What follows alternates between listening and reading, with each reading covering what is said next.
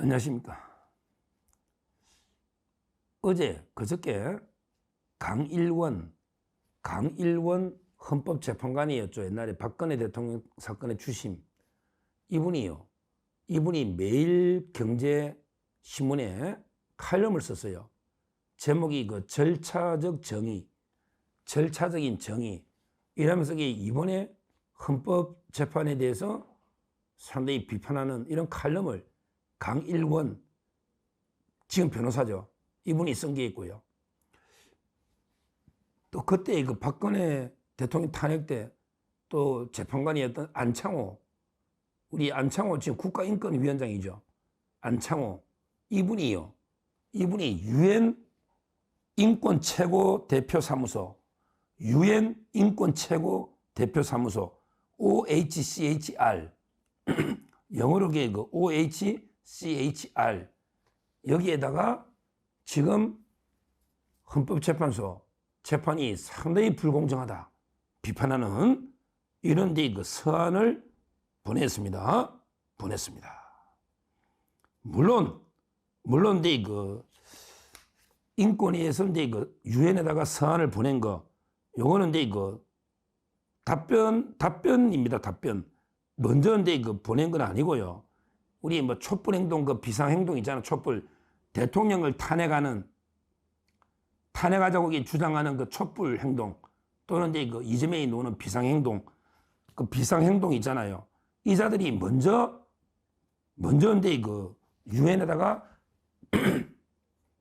유엔에다가 인권위를 비판하는 이런 걸 서한을 먼저 보내니까 거기에 대한 게 답변 형식으로 인권위가 보냈는데 여기에는 헌재의 불공정한 재판 이걸 그대로 비판하고 있습니다. 야, 이걸 보면서 제가 느낀 게 저는 박근혜 대통령이 탄핵 재판도 아주 불공정했다 보거든요. 근데 그 불공정한 재판을 했던 재판관 안창호, 그 다음에 강일원, 이분들이 볼 때 저는 박근혜 대통령 재판도 불공정했다 보는데 근데 이 재판을 했던 재판관들이 봐도 지금 재판은 지금 윤석열 대통령 탄핵 재판을 해도 너무하네. 박근혜 대통령 때보다 훨씬 불공정하네. 이런 비판을 하고 있는 겁니다.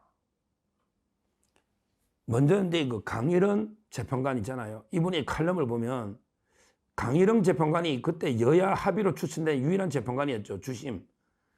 여야 국회 몫으로 합의 추천된 유일한 분이 강일원 재판관. 이분이 8대0 만장일치로 탄핵한 거 저는 잘못됐다 보는데 근데 이분이 보기에도 이번에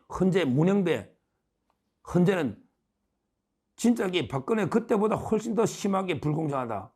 이렇게 비판하고 있는 거예요. 대표적으로 강일원 재판관이 들고 있는 게 두 가지예요. 두 가지. 하나는요. 내란죄인데 이거는 형사재판하고 있잖아요. 그럼 원래는 중단이 되는 게 맞다는 거예요. 근데 자기가 옛날 박근혜 대통령 때는 내란이 아니잖아. 박근혜 대통령 때는 뇌물이나 정유라 씨 성마 또는 직권남용 이런 거니까 이게 재판을 지켜볼 수가 없잖아. 왜? 대통령의 형사소추 특권 때문에 형사재판이 진행이 안 되니까. 그래서 그때는 재판 결과를 보고 판단하는 게 불가능하잖아. 대통령이니까, 현직 대통령 박근혜가. 근데 이번엔 내란은 어때요? 내란은 대통령이라도 재판할 수 있잖아요. 왜? 외환하고 내란죄는 소추특권이 없잖아. 그래서 지금 재판하고 있잖아. 이런 경우는 헌재 재판이 중단이 되고 형사재판을 보고 판단한 게 맞다는 거예요. 그 말도 맞잖아요. 박근혜 대통령하고 윤 대통령이 틀리잖아. 윤 대통령은 내란이고 박근혜 대통령은 다른 혐의니까 박근혜 대통령은 형사재판을 지켜볼 수가 없잖아. 왜? 대통령이 소추특권 때문에. 근데 윤 대통령은 내란죄는 형사재판하고 있으니 결과를 보고 헌재가 결론 내리되는데 미리 하는 게 문제가 있다. 이 지적을 강일원 재판관이 하고 있는 거예요. 그리고요. 그때 한번 보세요. 그때도 헌법 위반하고 형법 위반으로 나눴잖아. 박근혜 대통령 때도. 박근혜 대통령 때도 헌법 위반, 형법 위반 정리했는데, 근데 그때는 형법 위반은 소추특권 때문에 판단은 못했지만 빼진 않았어요. 빼진 않았다고. 근데 이번에는 아예 형법의 내란을 빼버렸잖아. 이걸 비판하고 있는 거예요. 그러니까 박근혜 대통령 때는 형법상의 범죄가 그대로 그 심판 대상에 있었어요. 다만 이제 그 판단을 못한 거지, 소추특권 때문에. 그러나 그 뭔가 소추서에서 삭제를 한 건 없다고. 박근혜 대통령 때는 정리만 했지. 근데 이번에는 아예 그냥 형법에 내란 어겼다는 거, 이게 국회 통과될 때는 이게 80%인데, 근데 헌재에서 문흥배하고 정청래 팀이 짜고 아예 형법에 내란은 삭제하란 말이죠. 이러면서 삭제를 해버렸잖아. 그러니까 이게 동일성이 없는 거야. 이 문제 심각하죠. 그 강일원도 지적하잖아. 왜 형법에 내란죄를 왜 삭제하느냐. 자기들이 할 때 삭제한 건 없대. 그래 그대로 정례가 헌법 위반, 형법 위반이 있었지. 다만 이게 법률 위반은 이게 판단을 못했을 뿐이지.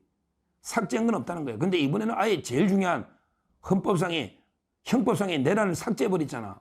철회. 이게 문제라는 거죠. 강일원 재판관 두 번째 주장은. 그 다음에 또 음미해 볼 만한 게 강일원 주신 뭐라 했냐면 2020년에 형사소송법이 개정돼가지고 이제는 검찰 조서도 증거를 못 쓰지 않냐. 자기들이 박근혜 대통령 재판할 때는 검찰 기록은 이게 조서는 증거는 있었는데 2020년에 법 개정돼야 못 쓰는데 왜 검찰 걸 쓰느냐. 이걸 강일원 변호사가 지금 주장하고 있는 거예요. 근데 이거는 뭐 강일원 재판관 말이 틀린 건 아닌데 법 바뀐 거 맞으니까. 근데 그때는 박근혜 대통령 때도 그거 잘못된 거예요. 강일원 재판관님, 옛날에도 이게 수사기록 쓰면 안 돼요. 왜냐하면 이게 송부를 못 받거든. 지금이나 옛날이나. 그러니까 옛날이나 지금이나 그 수사기관한테 서류를 넘겨달라. 송부 촉탁. 이게 불법이거든. 송부해달라고 이게 요구하는 게 우리 헌재법 32조에 안 되잖아. 근데 옛날도 그래. 그러니까 옛날에는 헌재법 32조를 어겼고, 근데 지금은요, 헌재법을 어겼을 뿐 아니라 형사소송법이 개정이 됐잖아. 이것도 어긴 거야. 그러니까 지금은 이게 법을 2개나 어긴 거야. 수사기록을 재판하면 2개나. 근데 옛날에 박근혜 대통령 때도 잘한 건 아니에요. 그 수사기록을 달라는 건 이게 헌재법 위반입니다. 그때도. 하여튼 지금은 헌재법도 어겼지만 형사소송법이 개정된 것도 어겼잖아. 지금 2개 어긴 거죠. 옛날에 하나 어긴 거고. 그러니까 오죽하면 그 강일원 재판관이 자기가 봐도 해도 너무하네. 자기들이 볼 때 그 형법에 내란죄 빼버린 건 이해가 안 된다. 또 형법 내란은 재판 중에 있으니까 중단한 게 맞다. 그 다음에 2020년에 형소법이 개정되는데 어떻게 검사 조서를 증거 쓰느냐. 이걸 강일원 이분이 지적하고 있는데, 맞는 지적인데, 강일원 재판관도 옛날 박근혜 대통령 때도 잘한 건 아닙니다. 그때도 수사기록을 받아간 거는 잘못된 거다. 이건 제가 분명히 말씀드리고, 그때 우리 강일원 재판관님, 그때도 이성민이 퇴임 앞두고 졸속으로 끝냈잖아요. 그 3월 10일 날 거의 평일을 8번 하고 선고해버리잖아. 8번 하고 선고했잖아. 만장일치로. 그것도 특정 재판관의 퇴임에 맞춰가지고 졸속을 한 거는 강일원 재판관도 부끄러워야 됩니다. 옛날에. 박근혜 대통령 재판 잘한 거 아니에요. 그것도 부끄러워야 된다. 근데 오죽하면 지금 재판은 더 심하다. 더 부끄러워야 된다. 이 말입니다. 이 말이에요. 자, 그 다음에 두 번째, 우리 안창호 재판관님. 이분은 좀 해안이 있는 것 같아. 옛날에 박근혜 때 자기가 반대를 못하고 만장일치로 한 게 좀 부끄러운가 봐요. 아무리 봐도. 왜 그러냐면 그때는 촛불이 겁났겠지 뭐. 촛불에 불타버리면 안 되잖아니까. 왜 막 촛불이 들고 올라가기 탄핵이라고 하니까 이제 8대 0으로 쫄아버린 거지. 쫄아버린 거, 쫄한 거.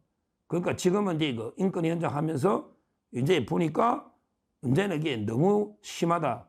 이게 보이는 거예요. 보이는 거예요. 헌재 심리가 본인이 봐도 이게 너무하다 이 말이야. 너무한 거야. 일단 이게 구성부터 우리 법이 3명 구성되고 대통령한테 질문도 못하게 하고 그 다음에 수사기록을 무더기로 520명 다 받아가게 그걸로 하고 시간은 90분을 초식에 갖다 놓고 하고 초식에 그 다음에 송달도 안 된 걸 됐다 그러고 날짜도 그냥 하루에 4명씩 하고 말도 안 되게 진행하잖아. 말도 안 되게. 그러니까 인권위에서 유엔에다가 헌재가 불공정하다. 이렇게 공문을 보낸 게 아닌가 이렇게 봅니다. 자, 이것만 봐도 우리가 승복할 수 있겠습니까? 그때 박근혜 대통령 때도 불공정했는데 그때 재판관들 강일원, 안창호 이런 분들에게 그때보다 훨씬 더 이게 불공정하다 이렇게 비판하고 있지 않습니까? 이런 헌법재판소 결론을 누가 수긍하겠습니까? 그래서 제가 누누이 인용이 되면 당연히 그건 말도 안 되게 불복 투쟁할 거고요. 인용되면 그 말도 안 된다고 보고 저는 끝까지 승부 안 하는데 만약에 탄핵 기각되더라도 저는 헌재 결정을 평가하지 않습니다. 만약에 탄핵이 4대4, 5대3 기각되더라도 헌재의 잘못된 이 불공정한 재판은 반드시 끝까지 문제 삼고 앞으로 법을 바꾸든지 분명히 개선해야 됩니다. 법을 바꿔야 돼. 수사 기록이 필요하다면 그 법을 개정해라 말이야. 32조. 그래서 최소한으로 송부받을 수 있게 하든지 뭔가 그 법을 바꿔야지. 법을 안 바꾸고 법을 어기면 안 되죠. 안 되죠. 따라서 저는 개인적으로 분명히 밝힙니다. 탄핵이 인용되든 기각되든 이번에 헌재 재판은 총체적 불법, 총체적인 불공정이었다. 이걸 제가 분명히 밝힙니다. 앞으로 이런 개판 재판하면 안 됩니다. 하루에 정인을 4명씩, 일주일에 2번씩, 초시에 갖다 놓고, 대통령이 몇 개 묻는 것도 맞고, 그 다음에 소초인 것 전에 다르게 다 삭제해서 다 없애버리고, 그럼 각하야지, 각하. 껍데기밖에 없잖아, 껍데기밖에. 이런 말도 안 되는 게 재판이 아닌 개판이 다시는 헌재에서 되풀이돼서는 안 된다. 이걸 제가 분명히 말씀드리고, 오죽하면 박근혜 대통령 재판관 2분이 이런 비판했겠는가. 그래서 제가 소개해드리고요. 정말 헌재의 불법, 불공정은 끝까지 우리가 문제 삼아서 개선해야 된다. 이렇게 말씀드립니다. 감사합니다.